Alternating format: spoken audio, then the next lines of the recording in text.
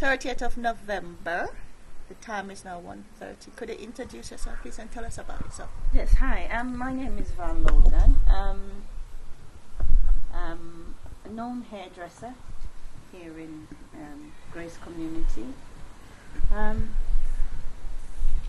I've got one son, beautiful granddaughter.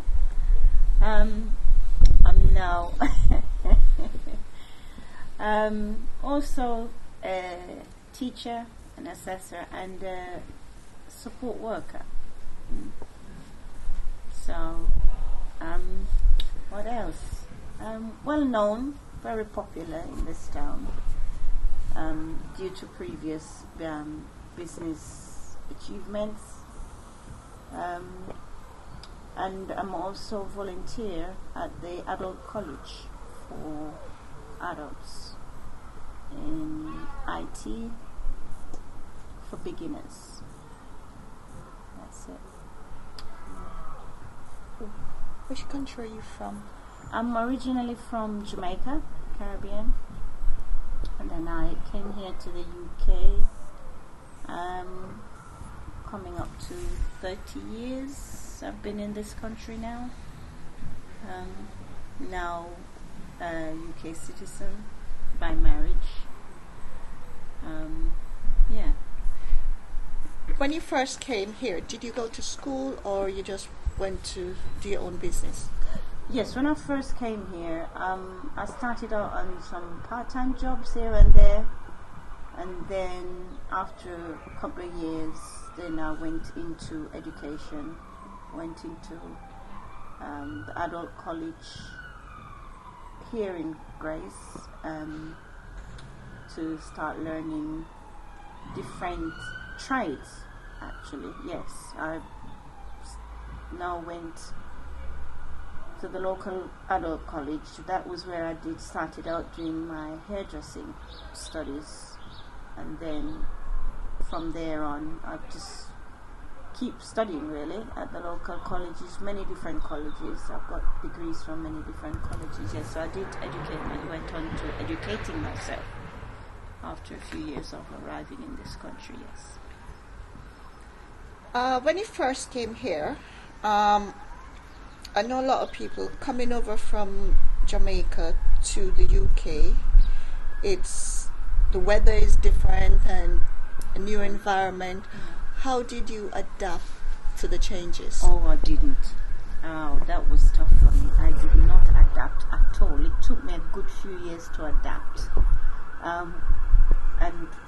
Funnily enough, I came here in the middle of winter. So when I left Jamaica, I left beautiful sunshine, nice and hot, then only to arrive here in the middle of winter. And that one I could not cope. I really didn't cope with the weather. I've started having short breath.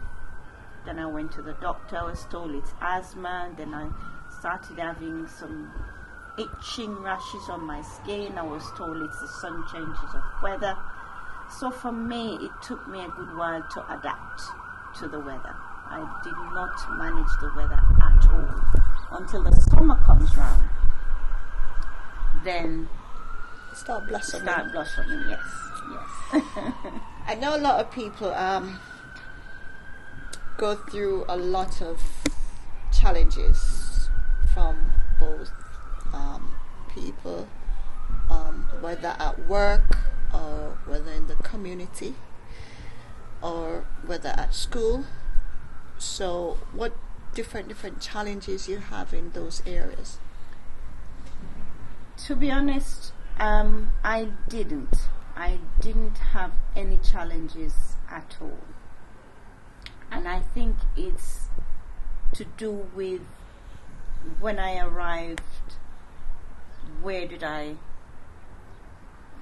was I staying? Because when I arrived, I was staying in Brixton, which is a very popular places for Afro-Caribbeans, people of different ethnic background. So I didn't have that challenge when I arrived. Same thing as well went for work. when I started my new job as well, I didn't have, because most of my colleagues and workmates, they were from the Caribbean. So I didn't have those challenges. As for studying, when I moved to Grays and I registered at the local college, for me there as well, I think they were quite pleased to have somebody from a different background studying, because they've never experienced having somebody else from a different background, you know, in the classroom. And also the fact with my previous experiences in what I was studying, they kind of realized that I have an advantage. That's at the other college. At the college, yes. Yeah. I had an advantage over them, you know, in what I was studying, what I was doing. So, yeah, I didn't have... So they were quite pleased to have somebody, you know, from a different background, yeah, as part of their group, you know, class. Because the same when I went to the adult college, they like when you show them a different angle of That's correct. what you're You're learning, because that's correct. being from the Caribbean Yes. myself, and we learned the American That's correct. English That's and correct. the American math. That's correct. When you come to the UK That's it. to integrate Integrate more, more. you want to learn their way of doing things. That's correct. That's correct. So we were a little bit more advanced. A bit more And advanced. we show them different That's correct. areas of solving That's different it. problems. That's it. And That's it. So they were quick to learn from you. They were quick to know, what do you know that can help us? What do you know that you can show us? Yes. to help them to help other others, people from different That's countries. correct. That's Okay. correct. That's correct. So I know that you had a hairdressing salon Yeah. on Yeah. Offset Road, Yes, yes. which was well known in Grays, the famous Val from Grays. There's no way you can go in Grays and you said, I'm looking for Val, without no one Saying, telling can you there where she is. That's correct. That's correct. What was it like having that? Your own business, I mean, starting out. When after finishing my studies at the adult college in hair and beauty, that was when my partner said to me, have you ever thought of opening a salon? He said it would be good because we haven't got anything around for Afro-Caribbean. Sounds right. So I said, oh, let's have a look into it. Let's see. So we started out, and obviously the church I was attending as well. We had our little prayer group then, 6 years back, and they were a big support. I must say, they were big support in supporting me in launching, you know, helping me to have a look around. So we decided that let's go for it. So we launched, we got all our business plans, everything together, and, you know, all those who would help us to put the salon together, the designers, the architect and all that. And we decided, let's go for it. So when I first originally opened, the Thurrock Gazette came to do an interview, because they said it's the first Afro-Caribbean salon in Essex. So they came and they did a piece for me in the local paper, Thurrock Gazette, on the front page, first Afro-Caribbean salon to be open. So for me as well, I was quite very, very happy with that, But I didn't have any challenges there either, because a lot of the other, the Europeans, the British, they were quite happy to come in to see something new, something different, something that, you know, they were really amazed. They were like, wow. And especially with the braids and the plaits, you know, because so many of them wanted to have their hair done. So I even ended up having more more of the European clients than the Caribbeans, because they were just like, wow, can you braid my hair? Can you plait my hair? Can you? So they themselves were so excited, and they were so happy to see that it doesn't have to be a thing they do on holiday. You know, it is something that they can get done in their local community. So yeah, it was, for me it was great. Yeah, because I remember when I just moved to Grace, and I was like, I used to do my hair myself. Yeah. Because you know, from the Caribbean, they teach you learn at a young age to do your hair.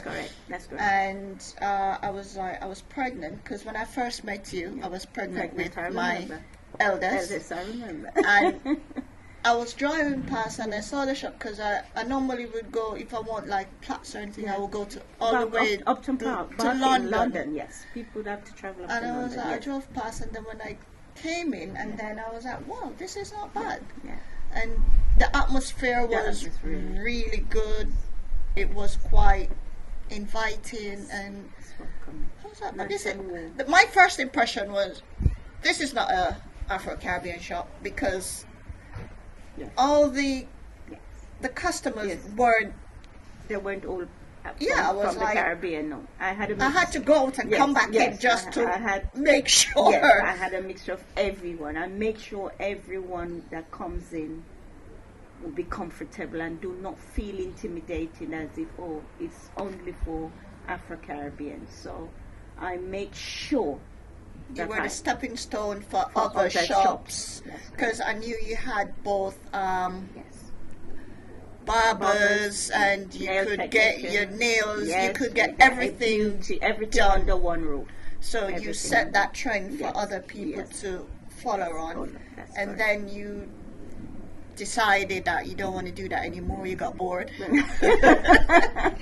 You wanted something more adventurous. So what did you do after that? Well, after that, I went into care. And then there as well, I went back to study. I went back again to study, to get a degree in care management, and then I move on into supported living, where you go into the, for me, it was a family business that they were running care from home at different ages in Ockenden. So I went there and joined their team in supported living, where you went in and you support those that's living in their houses. It's just to help. You've got different ages and different needs. That's correct. You might go into someone who just basically they need someone to just help them with a little shopping, just to warm their meals. That's correct. Some of them you help them maybe with their shower. Some you help how to take their medication. Some you will help how to prepare their meals. Yeah. But yes, it's just literally supporting them in their everyday needs, because most of them, they are they're dependable. They can do things for themselves. They just need a little bit of assistance and support. Yes. So from there, I moved on into supported living in the care homes. Yes. And then you move on to teaching assistants. Then during the care, I was studying as well there to be a teacher. So yes. Is that what Jamaicans just looking at? So I went on and back to my local college, did my teaching degree there, went back and volunteered there as well for 6 months. I did a volunteer teaching there in the hair and hairdressing department. You know, give back what they've really helped me with over all the years. So, you know, let me go back and give my bit of support. So I went back to the local college, did 6 months of voluntary teaching in hairdressing. And that's wow. Yeah. You can't make up your mind. Yes, it's, you know, it's for me, it's giving back. For me, it's giving back to the community, you know, because sometimes you people intend to get a bit selfish and think, you know, I want this, but we also have to stop and think of the next generation that's coming. How can you support them? How can you help them in moving forward? And that's my passion in life. Whatever I have learned, whatever I've earned, whatever I have done, is passing it on to the next generation, teaching them, training them, showing them, because we're not here forever, and eventually our time is going to come when we're going to have to sit down and watch them, look at them go, look at them take over. So, you know, for me it is, you know, being able to support and to help the next generation that's coming. And that's my passion. That's my passion. I know you said you had a son. Yes. And coming from the Caribbean, Yeah. and having a son here in the UK, our cultures and things are quite different. And the reason why I say that, to instill our culture in someone who has to adapt to the country that they are part of, can be very challenging at times. Yes. Because Yes. you're saying one thing to them, and then they go out and they're seeing their Something friends different. doing something totally different from what you're instilling them, and they might want to try their friend way of Doing things. How do you cope with that? I think discipline starts from home, training starts from home. I think it's what you, as a parent, how you teach and how you train your child. Then they will take that out. For example, knowing what's right and what's wrong, knowing, you know, how to abide by the rules, by the laws. So even if when they go out there and things may seem different or look different from, you know, what they're used to, at the end of the day, it's how you teach them, how you train them while you're bringing them up. It's what you instill in them that will take them a long way.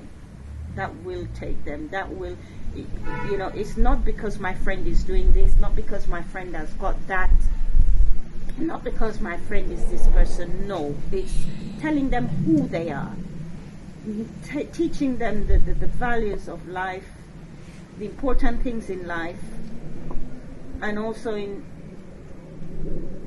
getting them to understand how to make wise choices and decisions, not to go with the crowd, not to go with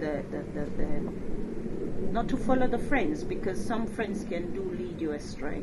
Because sometimes they're at a younger age, Yeah. they will abide by your rules and your regulations, and as time goes by, especially when they reach teenagers, that's when they want to try to push the boundary a bit. So how do you cope if, I know your son is very respectable, Yes. and he's a very well-mannered son, Yes, he is. because I've known Yes, him he for is. years. Yes, he is.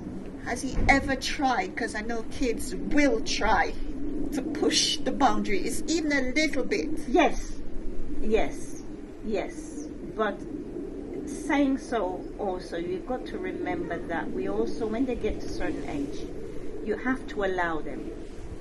You have to allow them to make the mistakes, get it wrong, and learn. You have to allow them.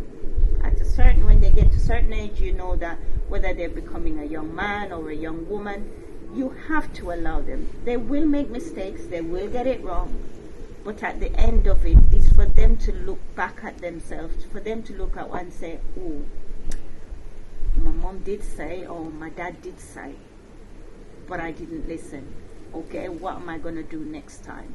But you also, children, they need space. They need breathing space. They need space to do things.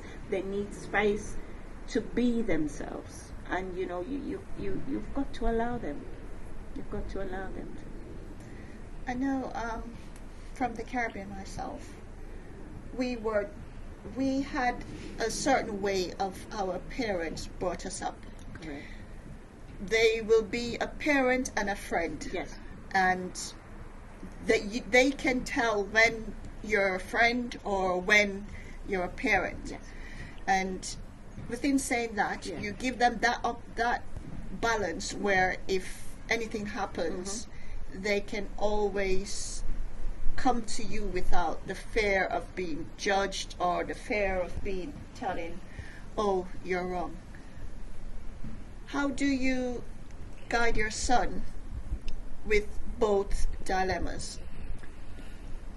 For my son, we've got very, very, very, very close relationship. Very close relationship. And those who know me and knows my son will tell you that. For him, everything is mom.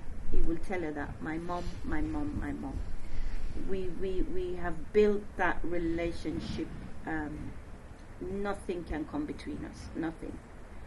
And in having that relationship, we are able to share things with each other. We're able to sit and say, right, this is what's happening, this is what's going on, and then we can sit and discuss between us, how do we move forward, what do we need to do, and where do we take it from here. So for me and my son, that relationship, that bond and relationship, we're very, very, very close. Very close. Very, very close. What would you say what advice, I should say, you give to, because you said you do volunteering. Yes. And sometimes, as a volunteer myself, sometimes you meet people and they looked on how you would deal with certain situation, and they might want to confide in you in certain areas of their life. And if they're having like a little bit of trouble with their parent, how would you approach that situation, and what advice would you give to them? Well, you see, in this voluntary work, also in care, we've got a thing we call safeguarding.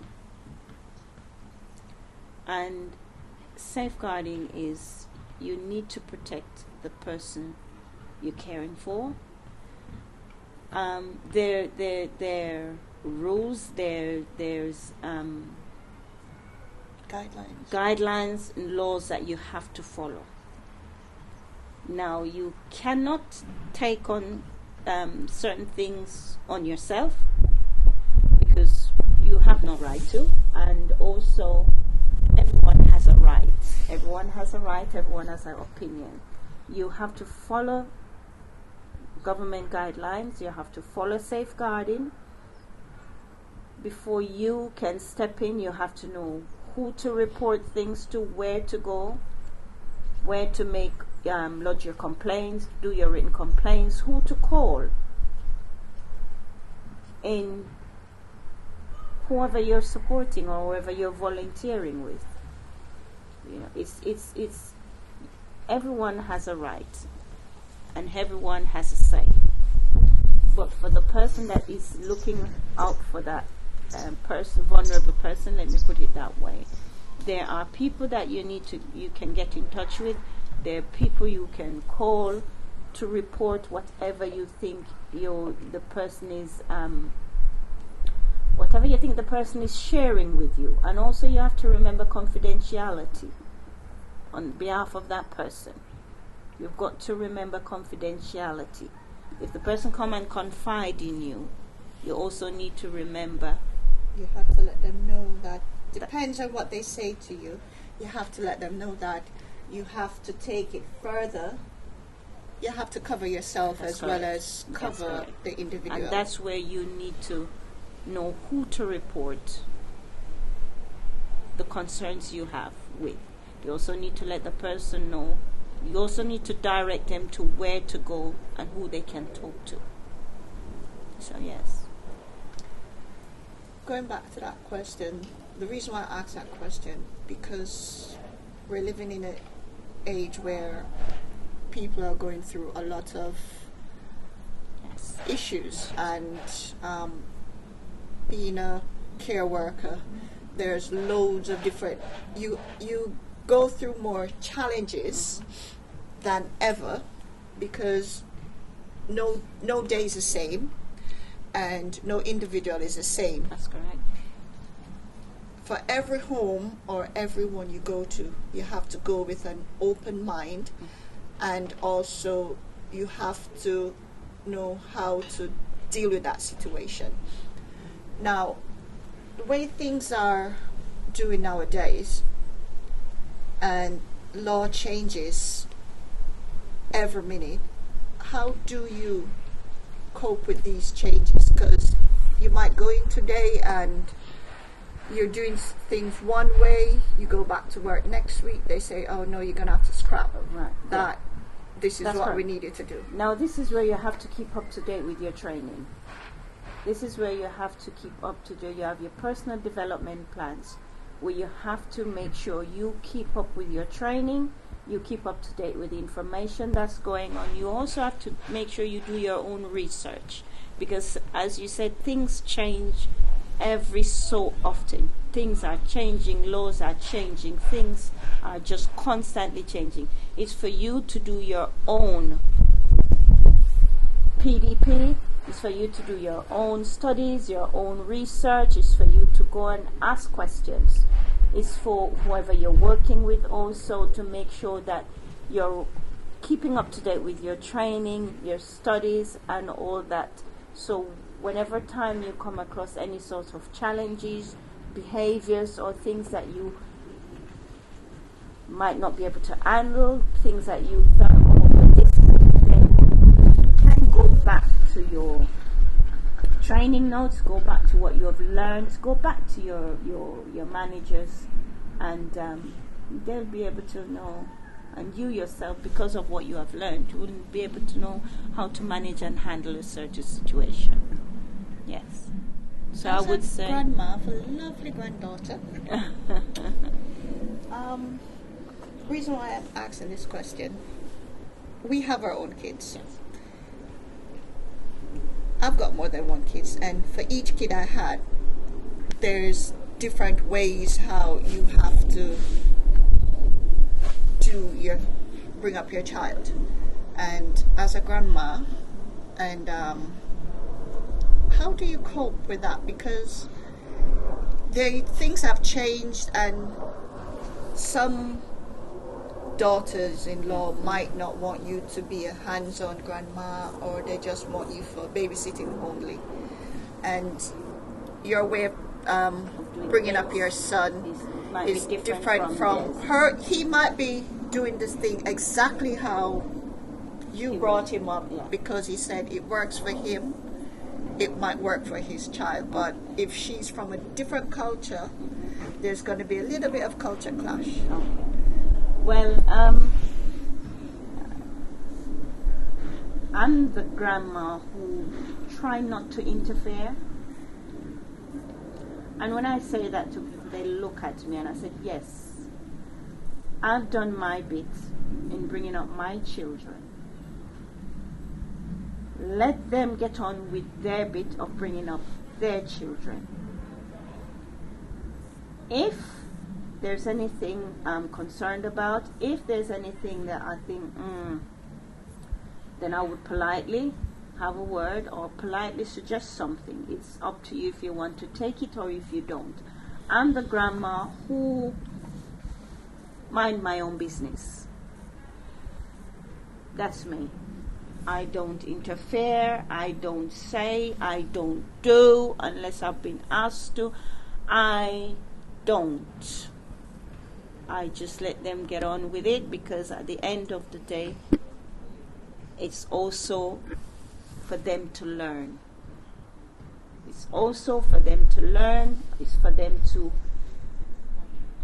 You're the fun nun. Yeah, I'm just a fun nun. Yeah, that's all I am. Just a fun nun. I go in, give the presents, have a fun day, have a happy day, have a play day, and put it down and I'm off.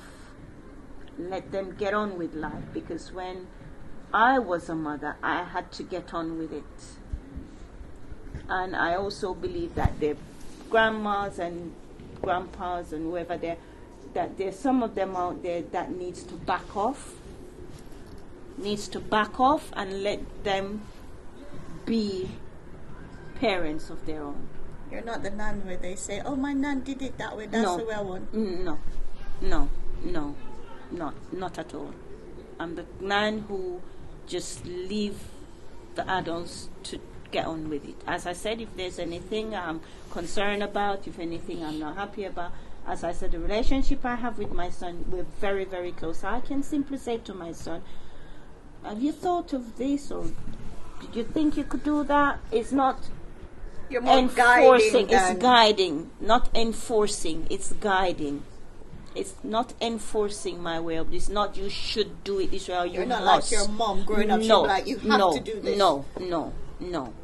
You don't enforce, you don't push, you don't, no. You suggest something. I know a lot of people, they will say, "Oh, I'll never be like my mom when I have kids." So you're one of those. I'm one of those, yes. Your mom, yes. Because her mom was very strict. I was brought up that way. Yes, I was. Education, yes. And if you're doing one thing, you need to know as time goes by, you have to keep. We didn't have choices. Yourself. We didn't have a choice.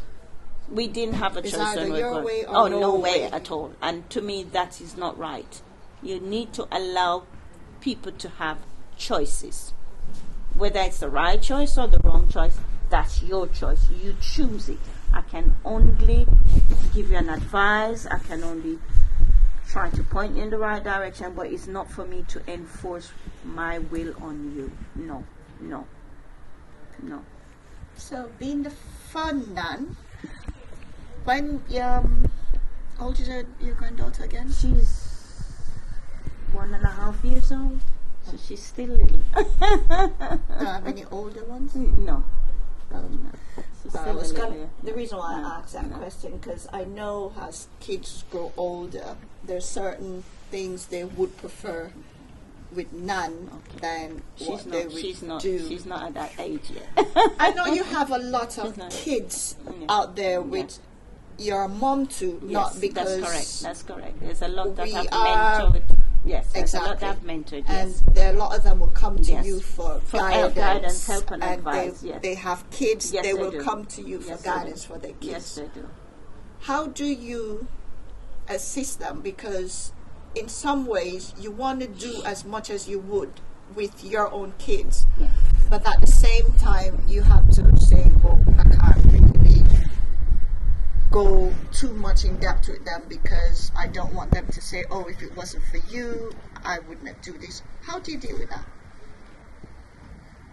As I said again, it goes back to allowing people to make their own choices and decision. You can advise, you can also give facts. You can tell them, well, if you do this, this is what will happen. Have you ever stopped to think that maybe you could try it this way or do it this way? It's up to them what they decide to do or to take from you. Because as a mentor as well, you yourself has to, they'll be looking at you, how the examples you set, the things you do, the things you say, it matters to them a lot. So you also have to apply wisdom in whatever you do and whatever you say. You have to apply wisdom because they're looking at you. And if they notice that, hang on a minute, this happened or that happened, then they will look, well, how can she say that and then she went and do that? How should she do that and she didn't say that? So you yourself has got to be a very They're good looking example. at it as if you're contradicting That's correct. yourself. That's correct. So you have to use wisdom. You also have to, be a good example to them. Be a good example to them. Yes. Have you ever done any, the reason I'm asking this question, I always like to ask this question in my interview. What advice would you give the younger generation who wants to do their own business? Research, research, research. Yes? Research, research, research. Make sure also what you're doing, you yourself have an idea of what you're doing. You see so many people going into business because their friend is doing it, my family has done it, and they have no idea about that business, but they're going into it. So, for instance, I use myself as an example in the hair and beauty business. I started it back from home because, you know, back home you can become a at-home hairdresser. You do your auntie, your uncle, your cousins, and Yes, you practice you on practice your family on your before. family first. Well, practice on your family does not mean you are a qualified person. It does not mean you know what you're doing. It doesn't. Because what's one person like, the other person might not. That's correct. So, in having a start in practicing on friends and family, you need to go and study. You need to do your research, you need to study, you need to get your qualification so you know what you are doing. It's not because my friend has opened a salon, I'm going to open a salon. Do you know how to do here? Do you know how to manage problems, complications, mistakes? If it comes your way, if it does happen to you, what would you do? Where would you go? How would you advise that client? And if you don't have that knowledge, what's going to become of your business? So, to anyone who is wants to start up a new business, going into a new business, do your research, get yourself educated, study what you want to do, study that area that you want to do. So at the end of the day, when it comes down to it, you know your stuff, you know what you're doing, and to be honest with you, there's nothing more important than know that you are qualified and you have a certificate. Because now the government is stamping down on people who is just, I know what I'm doing. You have to make sure you've got everything in place, because they can close you down, and they will close you down. They can and they will. If you cannot show proof of what you're doing, how you come about doing your trade, all the necessary things that the government has asked and required of you, they will shut you down. So make sure every area is covered, and you're going by the laws, you're going by what they said you need to do and how you should do it, and you yourself is experienced in that area. One of the mistakes we make as well is when you're not experienced in starting up your own business, people will come in. People will come in who, some will know what they're doing, some they don't. And if you don't know what you're doing, people will come in and they will manipulate. Those who don't know and those who do know. So you have to make sure you are on the ball with what you're doing, and you know what you're doing, and you know what you're doing. And most importantly, keep yourself up to date. Keep yourself up to date. Because things are changing every single day. Things are changing. The world is moving so fast. So fast. It's unbelievable. So keep yourself up to date, so you will not be left behind. Okay, well, thanks for your Most insight, welcome. and I appreciate all that you've done. Most welcome. Thank you so Thank you much. for having me.